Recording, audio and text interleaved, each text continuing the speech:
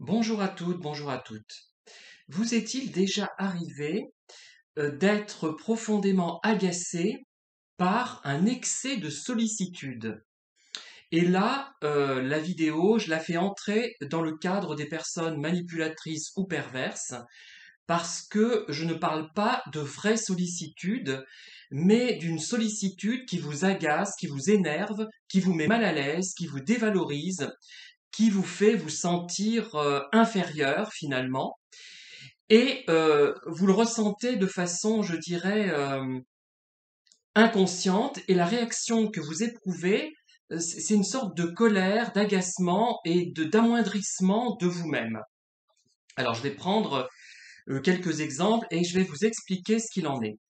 Donc, je ne parle pas de la vraie sollicitude, hein, qui, elle, au contraire, va vous faire vous sentir mieux et va donner de la personne qui émet cette sollicitude, on va dire l'émetteur de sollicitude, je ne sais pas trop comment l'appeler, euh, vous allez en avoir une bonne opinion de cette personne, au contraire, hein. Vous ne ressentirez pas un sentiment d'agacement, mais au contraire, une impression favorable, positive.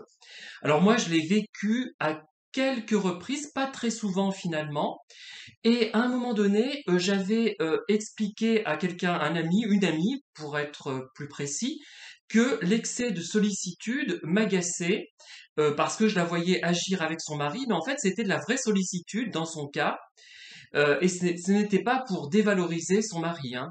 Mais moi je lui avais expliqué ça parce que je ne comprenais pas à ce moment-là que euh, que qu'on ne parlait pas de la même chose finalement. Moi, je parlais d'un excès de sollicitude, quelque chose qui était envahissant. Alors pourquoi des personnes manipulatrices, perverses ou néfastes, en simplifiant à l'extrême, des personnes euh, qui ne sont pas bonnes pour nous, vont utiliser cette stratégie et comment ça va se passer? En fait, ça peut être déjà tout simplement une manière de nous harponner et d'avoir sur nous une emprise.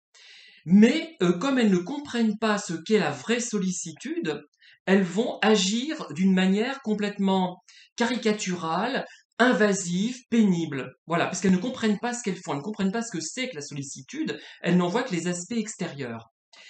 Et donc, c'est une manière, cette sollicitude, de mettre en valeur l'émetteur de la sollicitude, celui qui fait preuve de sollicitude, et de dévaloriser la cible ou de l'embourber.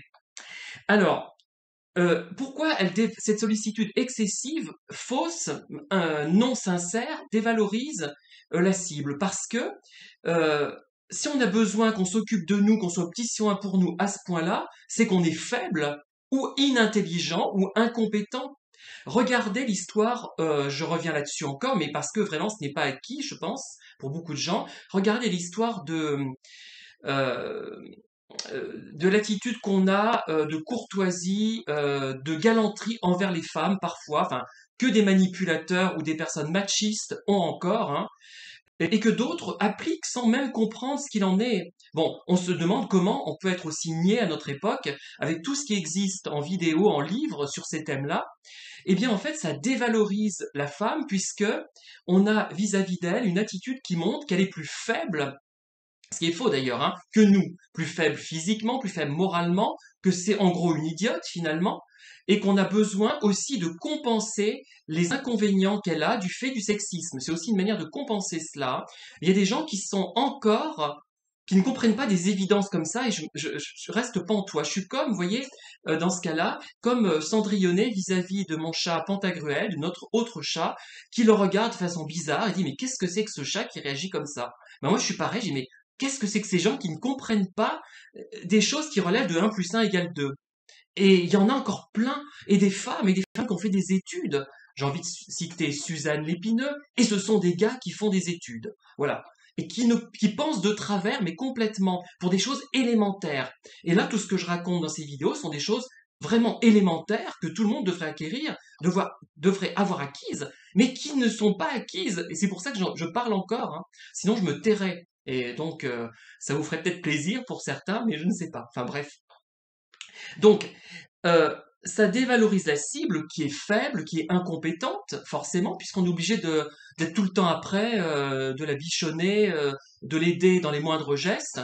Et moi, j'avais vécu ça avec quelqu'un et ça m'avait vraiment mis mal à l'aise. Il voyait que je transpirais, donc il m'épongeait.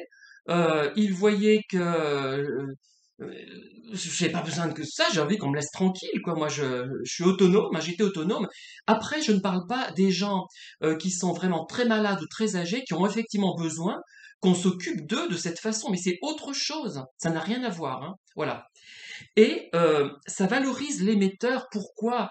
Ça la valorise l'émetteur, ça le valorise celui qui fait qui dispense cette fausse sollicitude, ça le met en valeur parce que les gens qui vont le regarder faire preuve d'une telle sollicitude vis-à-vis de nous ici, mais ah ben celui-là ou celle-là, elle est vraiment bien, il s'occupe de cette pauvre créature misérable et minable, il lui éponge le front, il l'aide à porter son sac alors qu'elle n'en a nul besoin a priori, etc. On va dire que c'est quelqu'un de vraiment bien.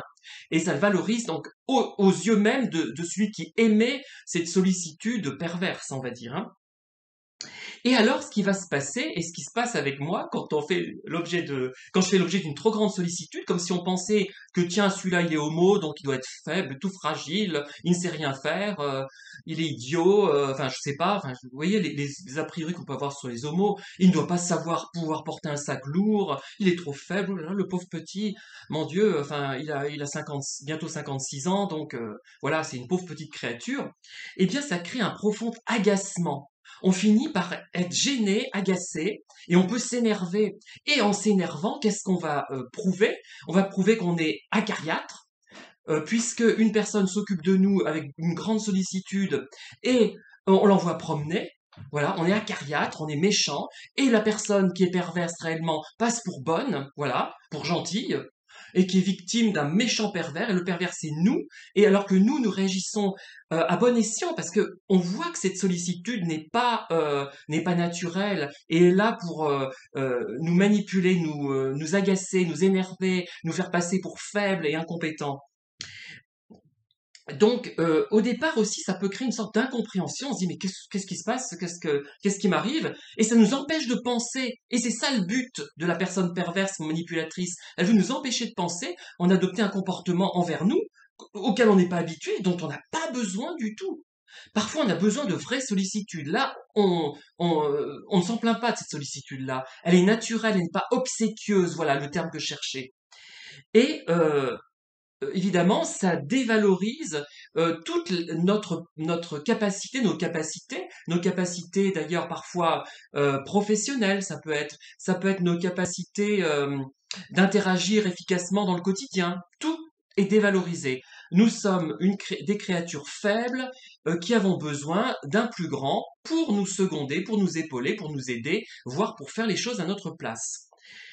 Euh, et effectivement, la réaction la plus logique qu'on peut avoir quand on fait l'objet d'une telle agression, parce que c'est une agression, la sollicitude qui est fausse, la fausse bienveillance c'est une agression, eh bien on va s'énerver, on va envoyer promener la personne, on va même l'insulter si on est à pousser à bout, parce qu'il y a des cas où vraiment on nous pousse à bout, hein, moi je l'ai pas vécu vraiment, mais je pense que d'autres peuvent le vivre, et oh bah oui, ce Pierre Calmar là, il est caractériel, il a un but de lui-même, il fait jamais comme les autres. Donc quand on veut l'aider parce qu'il est trop faible, parce qu'il est vieux, parce qu'il est incompétent, parce qu'il est ci ou ça, etc. Tout ce qu'on peut imaginer, eh bien ça prouve que c'est lui le pervers.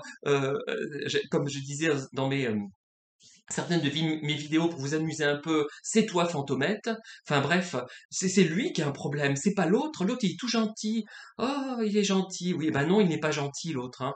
Au contraire. Et d'ailleurs, c'est parfois comment dire, cette attitude de sollicitude, ce n'est pas d'ailleurs pas forcément pour énerver la personne, pour la dévaloriser évidemment. Ça peut être aussi une première accroche pour la harceler par la suite.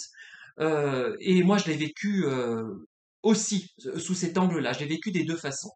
Voilà, merci de m'avoir écouté et j'espère que vous ne ferez plus montre de sollicitude à mon égard ou du moins de fausse bienveillance, de fausse sollicitude. Bonne journée et à très bientôt.